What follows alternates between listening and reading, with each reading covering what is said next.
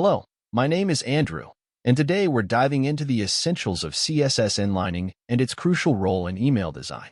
So, what exactly is CSS inlining? In simple terms, it's about moving the CSS rules usually found in a separate style sheet or within a style block in the HTML, then inserting them into the HTML elements themselves.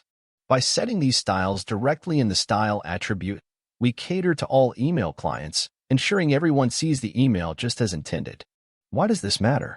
Well, email clients vary wildly in how they handle CSS. Some might ignore your style blocks entirely, while others interpret them inconsistently.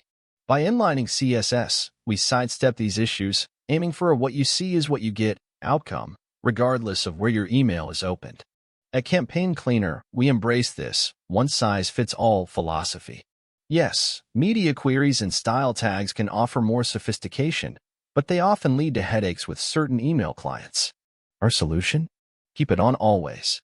This might evolve as email clients grow more uniform in handling CSS, but for now, we prioritize simplicity and reliability. Even industry giants like MailChimp advise inlining CSS. Why? It's all about that consistent look from inbox to inbox.